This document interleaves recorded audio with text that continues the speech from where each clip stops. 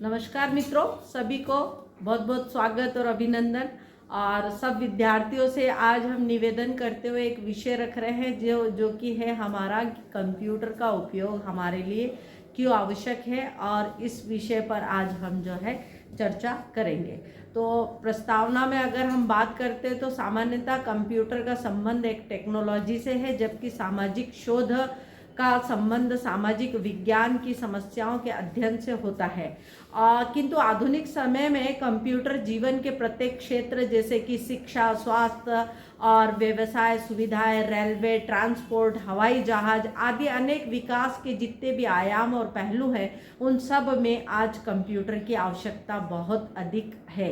वर्तमान समय में कंप्यूटर का प्रारंभ एबाकस में हुआ था, जबकि काल्पनिक बुद्धिमत्ता के क्षेत्र में यह कार्य कर रहा है। शोध में कंप्यूटर का कहीं पर भी उपयोग किया जाता है, ये हम सभी जानते हैं और देखते हैं। किताबों की तुलना में कंप्यूटर में डाटा जो है बहुत तेज़ी से स्टोरेज हो जाता है, अधिक समय तक रहता है, और अगर हमको शेयर करना है तो अधिक से अधिक लोगों में वह शेयर भी हो जाता है। इसके अलावा हम देखते हैं कि रिसर्च में कंप्यूटर बहुत ज़्यादा उपयोगी होता है, और अच्छा तभी कार्य हो पाता है जब हम कंप्यूटर से कार्य करते हैं और कंप्यूटर के माध्यम से रिसर्च करते हैं। आज के जीवन में कंप्यूटर एक ऐसा साधन बन चुका है जिसका कि हर कोई फ़ायदा उठाना चाहता है।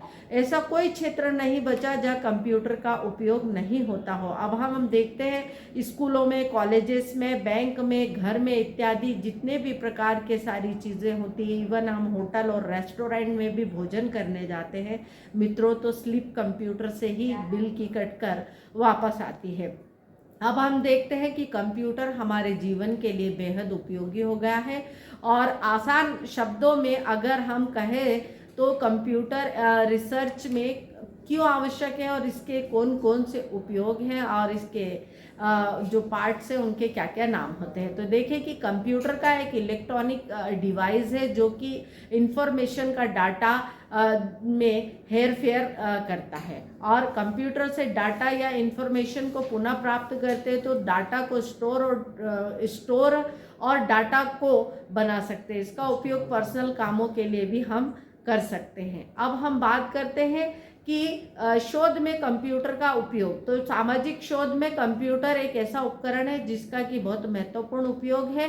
अनेक दार्शनिक आविष्कार और विकासों में सभी में हम देखते हैं तो कंप्यूटर हमारे लिए बेहद आवश्यक है। अब हम देखते हैं कि इंटरनेट, तो इंटरनेट में हम बात करें कि किसी भी टॉपिक या विषय पर हम बात करते हैं तो सवाल उठता है कि रिसर्च में सबसे ज़्यादा महत्वपूर्ण होता है कंप्यूटर, जिसमें सारा डाटा, सारी जानकारी एक साथ में इकट्ठी हो जाती है। और मित्रों, इंटरनेट और ऑनलाइन के उपयोग से आप और हम जो है सीधी बात कर पा रहे हैं। आप देख रहे हैं कि हम CNCLDP की जो भी कक्षाएं संचालित कर रहे हैं तो इंटरनेट के उपयोग से ही कर रहे हैं। तो इंटरनेट और ऑनलाइन जितनी भी वेबसाइट्स है, रिसर्च है, ये सब जानकारी हमको जो है कंप्यूटर से साझा करने को मिलती है। अब इंफॉर्मेशन स्टोरेज, जैसे कंप्यूटर के द्वारा महत्वपूर्ण डाटा और जानकारी को स्टोरेज कर सकते हैं, जानकारी को पुनः प्राप्त कर सकते हैं, और जितनी भी जानकारियां उनको लंबे समय तक अगर हमको एक जगह पर सेव करके रखना है तो हम उसके माध्यम से पूरा कर सकते हैं। अब देखते हैं कि कम्युनिकेशन जितने अलग अलग टूल्स भी उसमें होते हैं तो कंप्यूटर में एक कैलकुलेटर की तरह बहुत तेज़ी से काम भी करता है। कई प्रकार के रिसर्च, आंकड़े तुरंत घटाना, जोड़ना, हम अगर सारे ऐसे जोड़ने में लगते तो कार्य में समय लगता है, किंतु कंप्यूटर से अगर हम जोड़ते हैं तो शीघ्रता से जोड़ लेते हैं।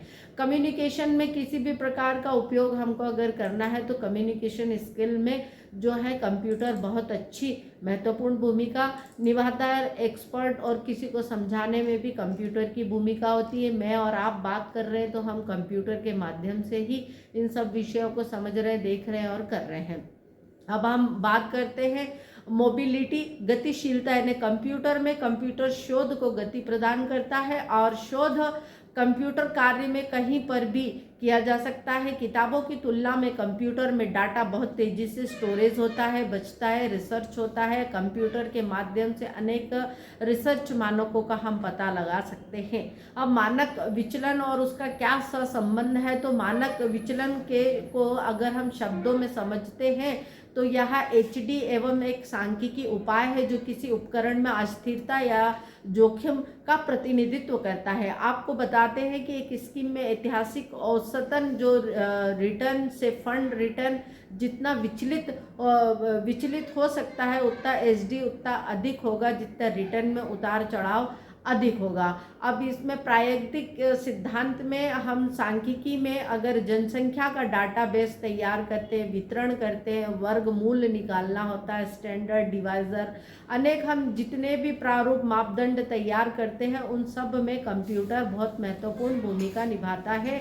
आप देखते हैं कि हम किसी भी विषय को लेकर अगर कार्य करते हैं तो हम देखते हैं पैराग्राफ बनाते हैं तो पैराग्राफ 1 से लेकर 5 तक बना दिया, तो किसी में हम उसकी जनसंख्या का बेस लिख रहे हैं, कहीं पर हम देख रहे हैं कि उसका नाम लिखा है, उसका पद लिखा है, जनसंख्या लिखी है, कितने, इस प्रकार के सारे उदाहरण हम इससे फटाफट और बहुत शीघ्रता के साथ में कर लेते हैं। अब हम इसमें बात करते हैं कि निम्न मानक विचलन इंगित करता है कि डाटा के माध्यम से हम बहुत इसके समीप होते हैं और इसकी कई बड़ी श्रेणियों में फैला हुआ कार्य होता है। उदाहरण के लिए हम बात करें कि संयुक्त राज्य अमेरिका में वयस्क पुरुषों की तुलना में 70 इंच मतलब 174 सेंटीमीटर होती है, तो इसका मानक अगर हम निकालते हैं विचलन में तो ये कंप्यूटर से तुरंत निकल के आता है कि 3 इंच, और इसको वैसे निकालते हैं तो 8 सेंटीमीटर होता है। इसका मतलब कि अधिकांश पुरुष एक सामान्य वितरण की तुलना के आधार पर लगभग 68% की ऊंचाई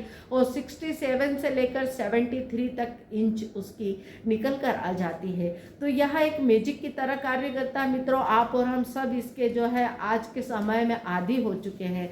तो इस तरह से हम देखते हैं कि 170 से 185 सेंटीमीटर के 3 इंच निकलेंगे और 8 सेंटीमीटर इसका निकल कर आएगा। एक विचलन मानक है और सभी पुरुष लगभग 95% की ऊंचाई जो कि मध्यमान है और 64 से लेकर 76 इंच, और इस तरह से हम इसका सेंटीमीटर में निकालते हैं तो 173 से लेकर 193 इस तरह की इंच जो है इसमेमें निकल कर आ जाती है। अब यही मानक विचलन अगर 0 होता है तो पुरुष वास्तव में अगर 70 इंच का है तो 178 सेंटीमीटर ऊंचे होते हैं। यही मानक विचलन जो अगर हम निकालते हैं तो 20 इंच का यानी कि 51 सेंटीमीटर तो पुरुषों की ऊंचाई हो गई। और ज़्यादा अंतर विशेष रूप से अगर होता है तो हम देखते हैं कि यह 50 से 90 इंच यानी कि 127 से लेकर 229 सेंटीमीटर होता है। यह 3 प्रकार का मानक विचलन के तहत सामान्य घटाकर मानक जनसंख्या के नमूने में यह 99% का वितरण जो है वह हो जाता है। अब जनसंख्या की परिवर्तनीयता को भी व्यक्त करने के लिए और मानकों के विचलन में आमतौर पर सांख्यिकी निष्कर्ष के विश्वास को मापने के लिए प्रयोग में लाया जाता है। उदाहरण के लिए यदि हम एक ही चुनाव को कई बार आयोजित करवाते हैं तो मतदान डाटा में अनेक त्रुटियां सीमा को के परिणाम को प्रत्याशित मानक के विचलन की गणना निर्धारित की जाती है। तो यदि सूचित त्रुटि सीमा विशिष्ट रूप से मानक विचलन का लगभग दोगुना यानी कि 95% आत्मविश्वास अंतराल की त्रिज्या के बराबर होता है। विज्ञान में शोधकर्ता सामान्य तौर पर प्रयोगकर्ता और डाटा के मानक विचलन की सूचना का मानक होता है। बिल्कुल ही परे एकमात्र प्रभाव को सांख्यिकी की दृष्टि से महत्वपूर्ण माना जाता है और सामान्य दृष्टि से त्रुटि के मानक भिन्नता का कारण भी भिन्नतात्मक होता है।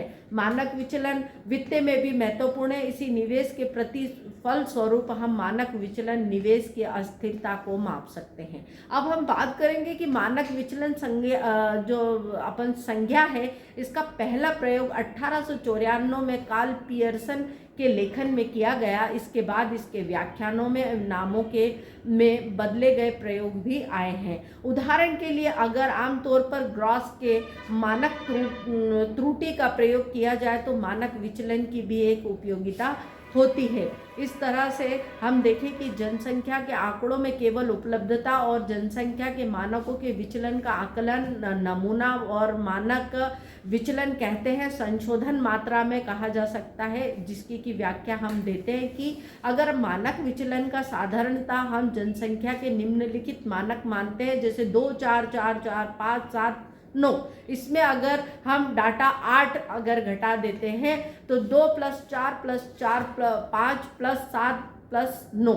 अब इसको हम देखेंगे तो ये बराबर आ गया 5 और इसको अगर बट्टा में बांटते तो 8। इस प्रकार से आया हुआ मध्यमान मानक 5 हो गया। तो जनसंख्या के विचलन की जनगणना करने के लिए मध्यमान के प्रत्येक डाटा के अंतर को परिकल्पना करना, उसका प्रतिफल निकालना, इसके अनुसार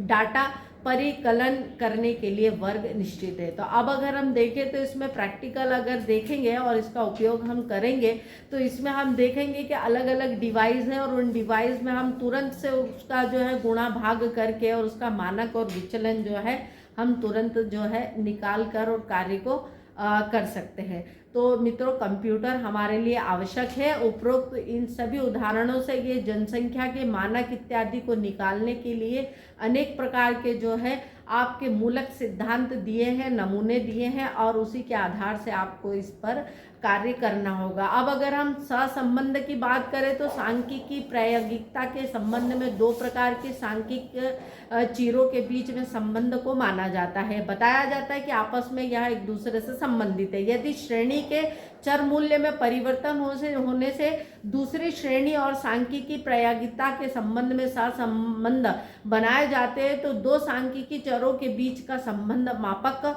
होता है और यह 2 चर आपस में संबंधित होते हैं और एक श्रेणी से चर मूल्य में परिवर्तन और दूसरी श्रेणी के चर मूल्य में परिवर्तन होता है और दोनों का समांक श्रेणी संबंधित एक दूसरे से होती है। यह कारण की भिन्नता 2 चरों के परस्पर संबंधों के संबंध में पियर्सन ने इसको सहसंबंध गुणात्मक कार्य कहा और यह गुणात्मक भी कहा गया और दोनों ही सहसंबंध और विचलन के लिए मानक और आवश्यक है। अब मित्रों, यह कंप्यूटर हमारे कार्य और कोर्स के लिए अत्यधिक महत्वपूर्ण और आवश्यक है और आपको इसी विषय को लेकर कल हम देवी अहिल्या विश्वविद्यालय से हमारे साथ में डॉक्टर प्रीति सिंह जुड़ेंगी जो कि अपना विषय देखती हैं, वहाँ पर स्कूल ऑफ सोशल वर्क की डीन है और हमको जो है कंप्यूटर के टूल, मानक, विषय, उसका प्रयोग और इन सब विषयों को लेकर आपस में हम लोग जो है चर्चा करके इस विषय को आगे बढ़ाएंगे। आज के हमारे इस कोर्स में हम इतना ही विषय रख पाएंगे। आपको बहुत बहुत धन्यवाद।